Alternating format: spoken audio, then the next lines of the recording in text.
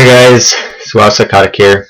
Last night I was having issues with my PlayStation 4. I was in the middle of an online game and it randomly turned itself off.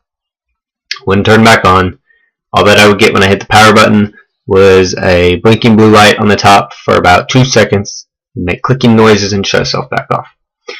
I contacted Sony, told them what was happening. He told me to unplug the power cord for a minute and plug it back in, which is a hard reset on the PlayStation, and that didn't work. He told me to put it in safety mode. I couldn't even get it in safe mode. Nothing was working that he was advising me. The conclusion that he came to is I need to send it into Sony and pay $150 to get the PlayStation serviced. I said no thank you. I left the chat, messed around with myself. What I read on the forums when I was messing around with it is there's something wrong with the HDMI port.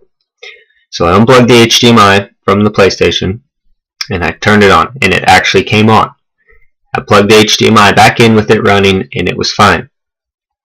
I then turned the PlayStation off, turned the PlayStation back on with the HDMI still plugged into the PlayStation, and it did it again. It wouldn't come on, wouldn't do anything.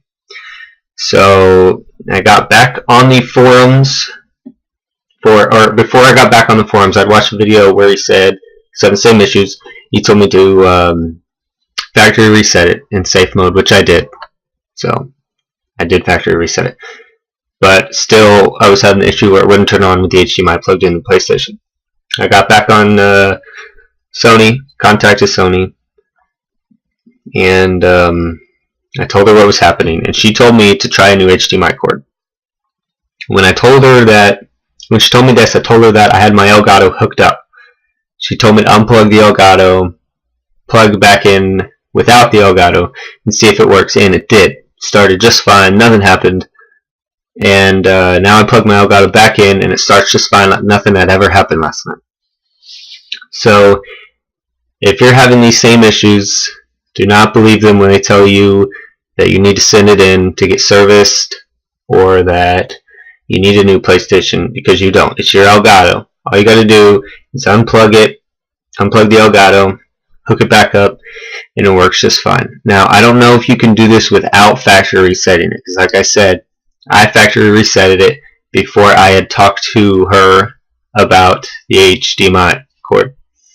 So, if you can, try without factory resetting it, because you lose everything. You have to sign back into PlayStation. It's basically like you just bought it out of the box, which sucks because you lose your game saves, you lose anything that you bought. I mean, you don't lose the things that you bought because you can sign right back into PlayStation, download it, but you got to do all the software updates, you got to do all the game updates when you put the game back in, and it's a bunch of time.